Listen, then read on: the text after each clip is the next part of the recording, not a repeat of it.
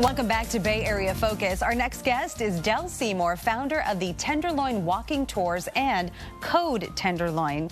Del, thanks so much for coming on the show. Good morning. So we just had somebody on from Swords to Plowshares. You actually went through that program. I've been with Swords to Plowshares about 22 years. Wow. What did Swords to Plowshares do for you?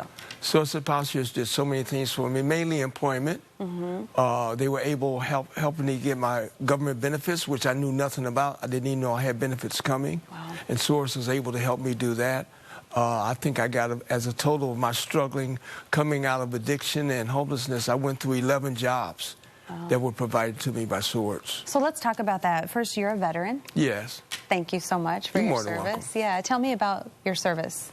I was in the United States Army. I served during the Vietnam War. I was a helicopter evacuation medic. So as I tell people a lot of times, since I was a medic, I really wasn't in combat, didn't have to fight. My fight started when I got back to San Francisco. Yeah, when you got back to San Francisco, what happened? Well, I got into addiction, and I basically fought for my life for about 12 years of living on the streets, living in and out of shelters, going in and out of jail. When you came back home from being overseas and you came back home, what changed? What clicked? What led you into that life? Actually, I was one of the fortunate vets that came back and got into employment early. I became a fire department paramedic at the Los Angeles City Fire Department based on my experience from the war. So I didn't get addicted till I was in my late 30s, 40s. And you were addicted for some time. I was addicted for too long. Okay. So tell me about your idea for the Tenderloin walking tours. Well, through Swords to Plowshares, they were able to get me a cab license and all my permits. So I drove a cab for 6 or 7 years, thanks to Swords. And I got 3 red light tickets in one day. In fact, in 10 minutes time. 3 red light tickets. So you ran three red lights within 10 minutes. And that just ended my insurance. Didn't end my license, but it ended my insurance. Wow. So as a cab driver is a natural tour guide. So I knew I couldn't drive a cab for 2 years because that's the penalty. So I decided to do something without driving. That's walking tours. And then I thought, what would be the most innovative, the most colorful neighborhood in the city of San Francisco? Turns out to be the Tenderloin. What neighborhood is underserved by tours? Turned out to be the Tenderloin. And I figured that people would pay 20 to 30 bucks to go to a former prison, a nasty smelling prison, which is called Alcatraz. They will pay 10 or 20 bucks to tour a neighborhood with live people. And do you get a lot of people wanting to take this tour? We get hundreds of people a month. Yeah. How do you get the word out? The word is just networking on the internet. I do a lot of corporate tours.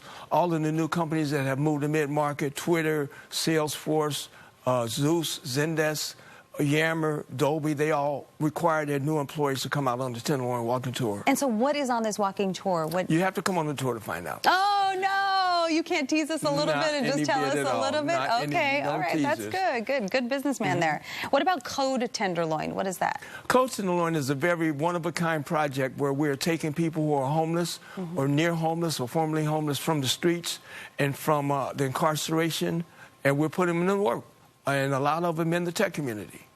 How has the Tenderloin changed? None at all. None at all. If you take the new cars away, you will never know it's 2016. And then tell me about the Tenderloin and some of the demographics there and what goes on. Tenderloin is a very unique community. It's kind of a melting pot from people all over the Bay Area. It's a place where you can kind of be yourself. Less restrictions than anywhere else. If you look bad, if you smell bad, people won't really notice because there are a lot of people in that same awful situation. Yeah. So people feel comfortable. If they're in a bad situation, you feel comfortable in the Tenderloin. Talk about the homelessness problem in San Francisco. We have a big problem here in the Bay Area, particularly in San Francisco. Well, you know, as one of my duties in life is I chair the homeless board at City Hall. I co-chair the homeless board at City Hall. So it's really a personal project with me. So what we have our city fathers, our city leaders, our Bay Area city leaders have not got to the point to realizing this is a regional problem needing a regional solution. We're sitting in San Francisco trying to solve this by ourselves. It is not a city problem. We can't handle it. You know, we got the best thinkers in the world working out of City Hall, and they haven't figured it out yet. So we need to move to a more regional problem. If a tornado or a earthquake would hit San Francisco right now and leave 6,000 homeless folks, we would have a line of FEMA trailers stacked from here to Washington, D.C. Well, we've had an earthquake. It's called homelessness, and we only have one FEMA trailer. We can't do this by ourselves. It's ridiculous. So what is the solution then? Because so many government leaders, and as you said, city leaders have tried to work on this problem for so long. What is the solution?